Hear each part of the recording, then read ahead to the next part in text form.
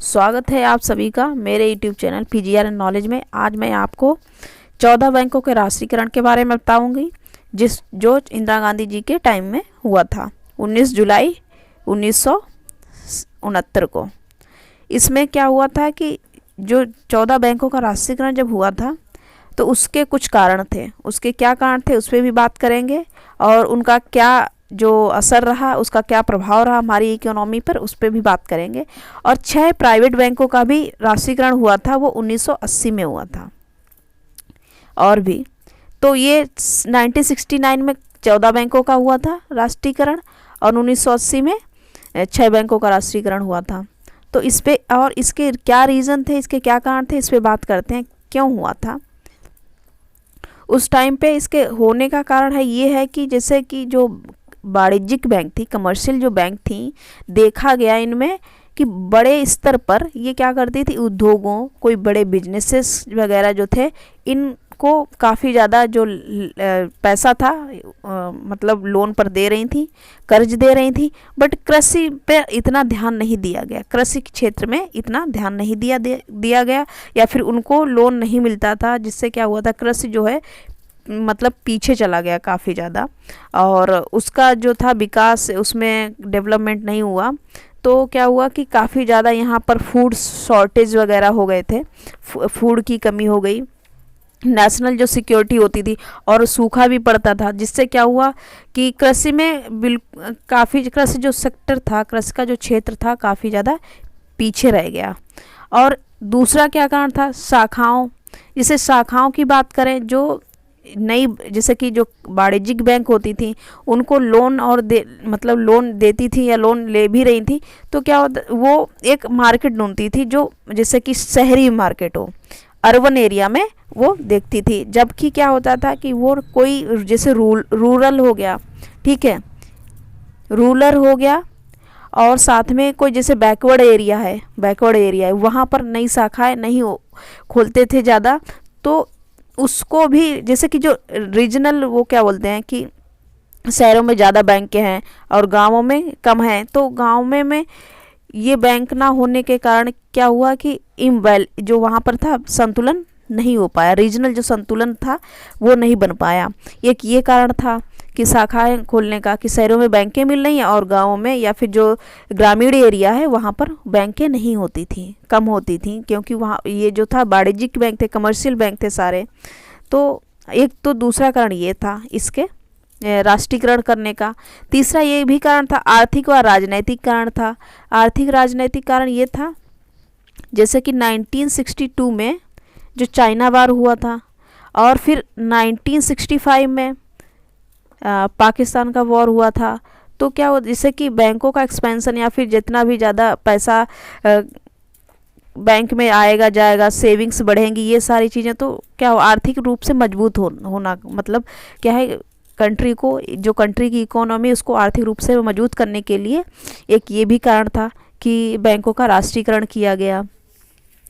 क्योंकि राष्ट्रीयकरण, और साथ में अब देखेंगे कि इसमें और इसके उद्देश्य क्या थे, बैंकों के राष्ट्रीयकरण का उद्देश्य क्या था। अब उस टाइम पे जितनी भी बैंकें थी सारी तो प्राइवेट बैंक थी। अब सारी प्राइवेट बैंक थी तो क्या हुआ कि जो मार्केट में है या फिर बैंकिंग एरिया में क्या था, मोनोपोली क्रिएट हो गई। मोनोपोली क्रिएट हो गई मतलब मोनोपोली का मतलब ये होता है, मतलब एकाधिकार, जिसको बोलेंगे मोनोपोली को एकाधिकार। एकाधिकार क्रिएट हो गया वहाँ पर, और एकाधिकार का मतलब ये हुआ कि जैसे कि कोई मार्केट है, उसमें कोई प्रतिद्वंदी ना हो। मार्केट में जैसे कि क्रेता विक्रेता की बात करते हैं, जैसे विक्रेता है मार्केट में, एक ही विक्रेता है और उसका कोई दूसरा प्रतिद्वंदी नहीं है, तो क्या होगा कि उसी की वहाँ पे चाहे जितने भी प्राइसेस रखना चाहेगा वो तो उसी प्राइसेस में अपने जो भी प्रोडक्शन हुआ है, जो भी उत्पाद है, उसके उसी प्राइसेस, अपने अकॉर्डिंग प्राइसेस को मैनेज करेगा। तो ये होता है मोनोपोलीज। तो प्राइवेट बैंक ही सारी थी, कोई गवर्नमेंट या गवर्नमेंट का इंटरफेरेंस नहीं था। तो क्या होता, मोनोपोली जो वहाँ पर क्रिएट हो रही है, एक अधिकार क्रिएट हो रहा है जो वाणिज्यिक बैंकों का, उसको कंट्रोल करने के लिए भी राष्ट्रीयकरण किया गया कि जैसे कि प्राइवेट भी बैंक होने चाहिए और जो गवर्नमेंट बैंक है वो भी होने चाहिए, जिससे क्या हुआ कि बैलेंस बना रहे दोनों में किसी एक की मोनोपोली उस एरिया में या उस कंट्री में, इस इकोनॉमी में क्रिएट ना हो।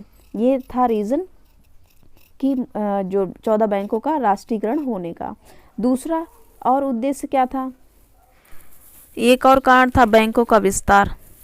जिस बैंकों के विस्तार में क्या है, पूरे कंट्री में बैंक के ओपन की गई, ठीक है, जो इसका जो उद्देश्य था, जिसमें क्या हुआ, लोगों में बैंकिंग सुविधाएं जल्दी अवेलेबल हो, ज़्यादा बैंक्स होंगी तो।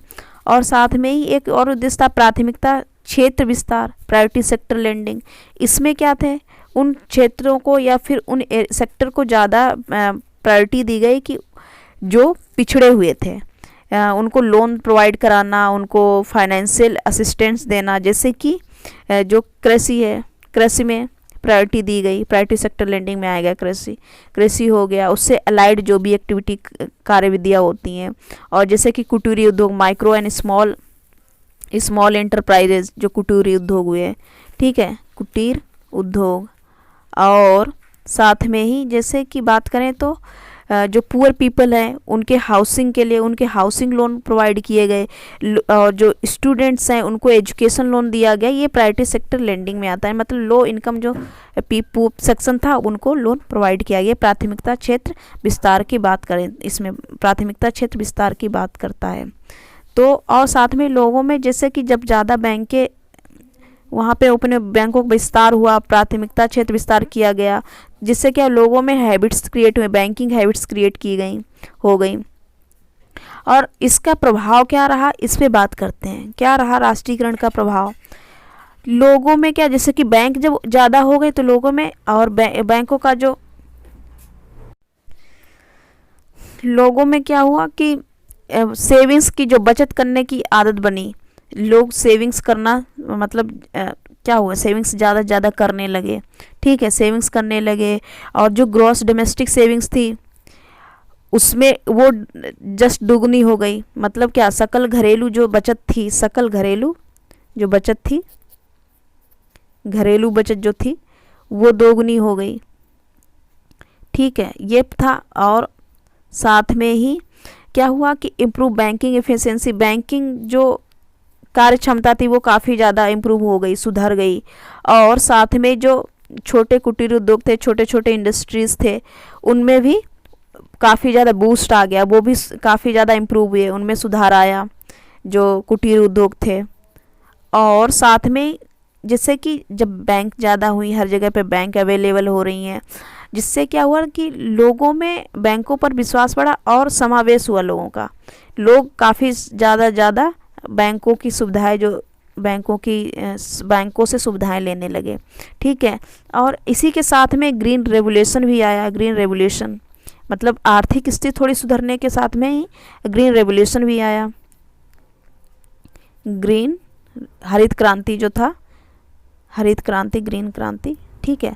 तो ये सारी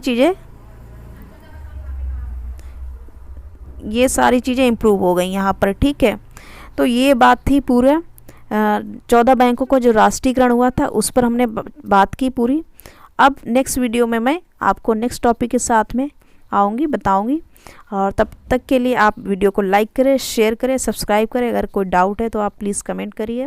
thank you all of you.